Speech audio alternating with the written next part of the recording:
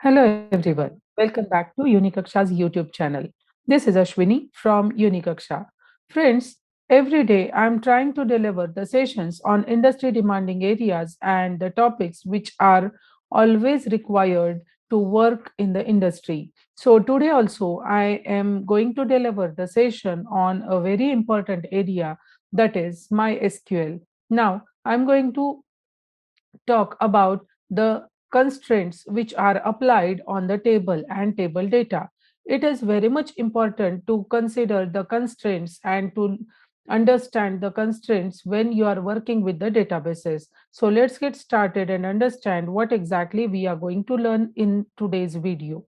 So in this video, I'm going to discuss with you about MySQL constraints. So let's have a look on the agenda for today's session. So we will discuss about some introductory part related to MySQL and constraints, and then we will learn about why constraints are very much important and why it is required. Then after, we will see all these things practically, that is how the constraints can be applied practically on a table. So I will show you how to log into MySQL and how to create a table, and then while creating a table, how to apply constraints on the table. So let's get started. Friends, at Unikaksha, we always try to deliver the sessions along with the practicals. So today also, I'm going to deliver the session along with the hands-on exercises on MySQL constraint. So before going with the practical session, we will first understand what exactly is the meaning of constraint. Now, before that, we will try to understand what exactly is MySQL.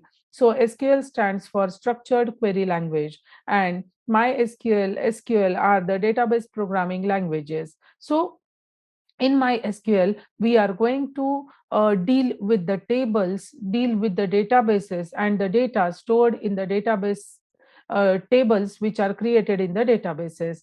So whenever a programmer is dealing with the software or the end user, whenever is entering data into the software, then at that time this data is stored at the backend. Now at the backend, there are number of um, structures just like Sybase or SQL or MySQL or many other things are there. MongoDB is there. So these are nothing but the database programming languages which allows user or the programmer to create a database and store the data in a very systematic way.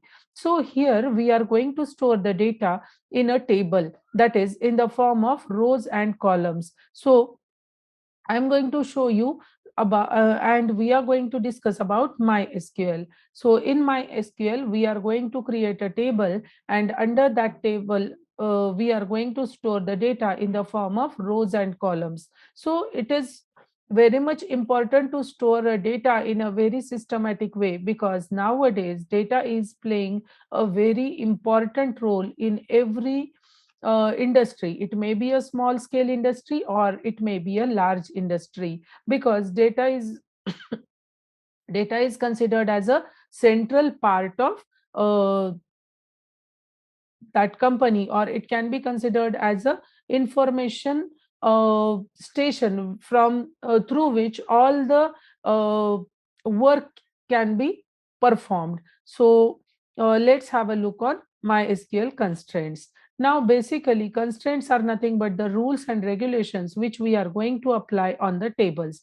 Now for example, if you want to store data into the table, then at that time you can decide, like for example, I'm going to store the student information. So when I'm going to enter the name of a student, then the rule can be applied like the that particular field must be started with character, and we only store characters in the field name, because no one has a name like ABC123 or for example Arnav123. So the name can be a group of characters. So here we can apply a rule, that is we can enter the characters only. So again, the next thing, like for example, if you are entering the roll numbers, then roll numbers must be the unique numbers, because the name can be duplicate but the roll numbers are unique, which are assigned to separately to every student. So such kind of rules and regulations which we are going to apply on the tables, then these are called as the constraint. Now the constraints can be defined as the rules which we are going to apply on the tables for data, for entering the data. So we can specify the rules or the constraints on a table when the table can be created, or we can also apply the rules by using alter table command. So in this video, I'm going to show you how constraints can be applied. But before that, let's have a look on types of constraints. In MySQL, these are the types of constraints. The first, that is not null constraint. So whenever you are going to enter the values in table, then it should not, you cannot enter a null value in this field where we are specifying this not null constraint. The second thing, second type of constraint is a unique constraint. Now, just now, before few minutes, I have given you an example of roll number. So roll number can be a unique number applied to every student. So sorry, that can be a unique constraint which can be applied. So when we are applying unique constraint on the particular field of any table, then it means that you are going to enter only unique values into that field. If you are trying to enter duplicate values in the field, then at that time it will generate an error. Then next is primary key constraint and foreign key constraint. This is relational database concept. Here, if you want to link two tables, now for example, I have created two tables related to student data. In one table, there is a information, basic information like student roll number, name, phone number, and address. And in the second table, I'm going to enter the information like the students marks and percentage. Now if I want to access the complete information of a student, then I have to access some data from table 1 and some data from table 2. So if you are trying to access the data from table 1 and table 2, then at that time you have to make a relationship between them, and this can be done by using a primary key constraint and foreign key constraint. So one column you can make a common in both tables, and one for the main table or master table we are going to apply primary key, and for the second table we are going to apply the constraint as a foreign key constraint. The next is a check constraint. So here we can check at the time of entering data, check constraint can be worked like it is going to check whether the entered data is meeting the particular condition which is specified with the check constraint or not. And then last is a default constraint. Now let's move to the MySQL and have a look on all these types of constraint, and let's check how they can be applied on the tables. It is, friends, it is really very much important to learn constraints, because when you are entering the data into a table, then at that time you just have to follow all the rules and regulations. It because it will be easy for you to then bifurcate the data or to get the data back from the table. So let's move to the MySQL command prompt.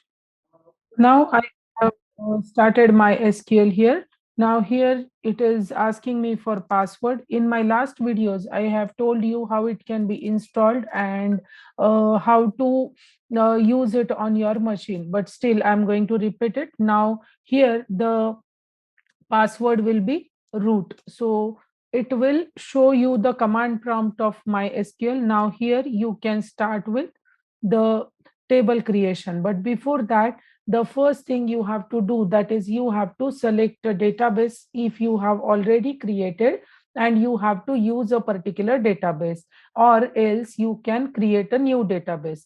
So if you want to create a new database, then you have to type the command, that is create database and the database name. So the database will be created.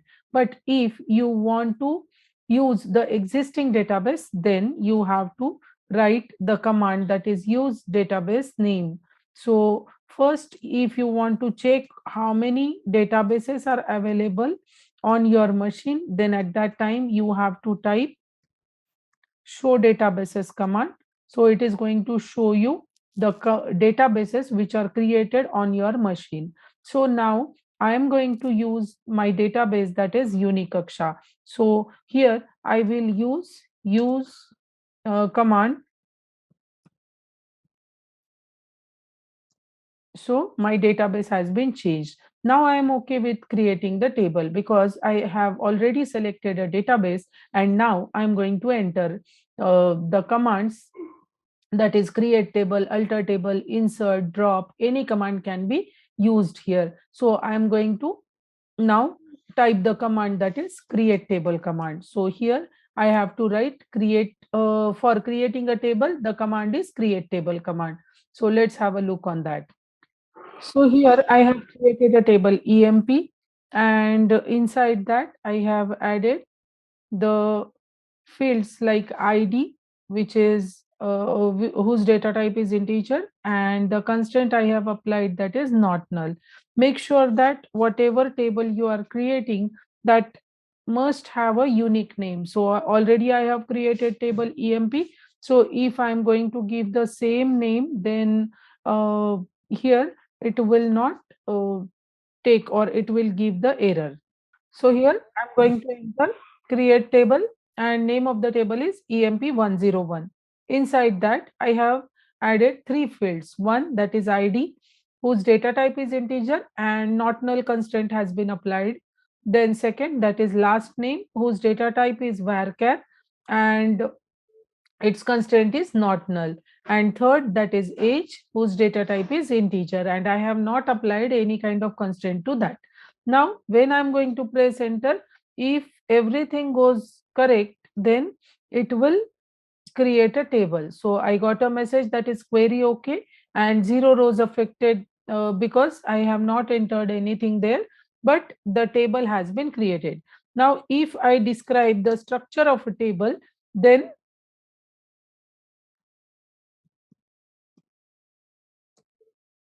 it will show you, like here, the constraints which we have applied, the constraints it is going to show, because here we cannot enter null value for ID and for last name, but for age no constraint has been applied, so we can enter the null value. So this is how not null constraint can be applied. Now let's move to the second constraint, that is primary key and foreign key constraint. So here I have selected the same command again, and simply I have just added the keyword, that is primary key. Now primary key can be applied on a single field or multiple fields. So it can be applied in two ways. I'll show you how it can be applied. So here I'm going to create a new table now. Name of the table is EMP102, and here the same fields have been added.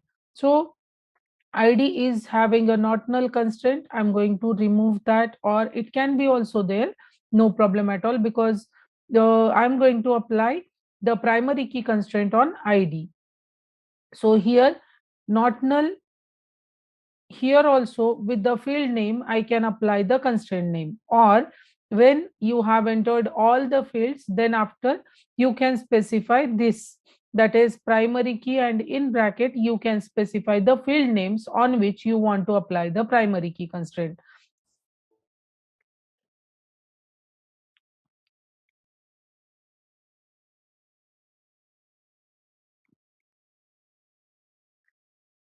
So here the query was correct, but by mistake I have forget to give comma after age, so it was giving me the error.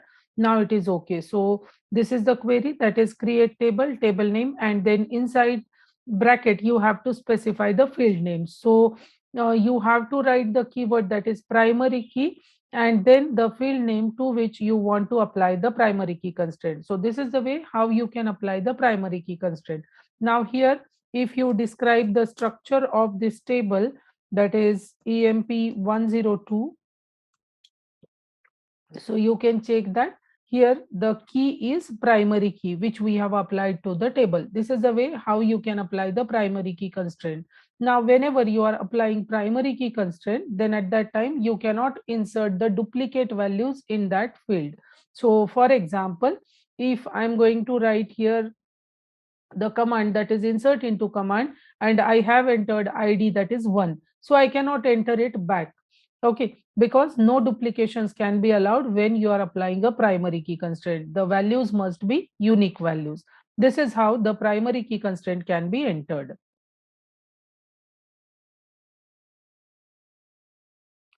Now the next constraint is foreign key constraint. So for that you have to create two tables, and then you can create a reference in between these two tables. So for example, if roll number is a common field in both the tables, then at that time one will act as a primary key for table 1 or master table, and the second will act as a foreign key in table 2. Now the next constraint is a check constraint. For example, if you want to check and give the condition in your table, like while entering the data, so here I have created a new table that is emp103, and inside that the same fields I have added, that is id, last name, and age. So if I want to apply the check constraint on age, that is while entering the age must be greater than or equal to 18, so it can be applied by using a check constraint.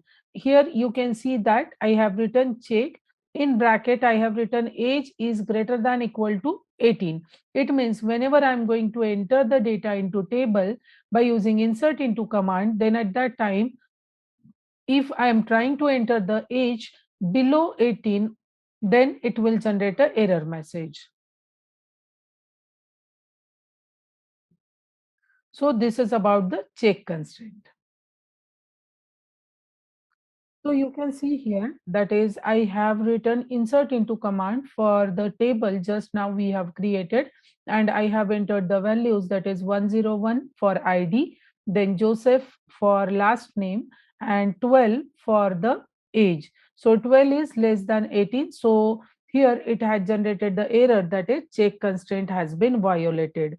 So if you are trying to enter the values below the specified condition, then it will generate the error like this. So if you are entering the value above 18 that is specified in the condition, then the value will be entered in a very proper way into the table. So already the record has been inserted because the age is 20 now. So this is all about the constraints. According to your requirement, you can apply any constraint on the table.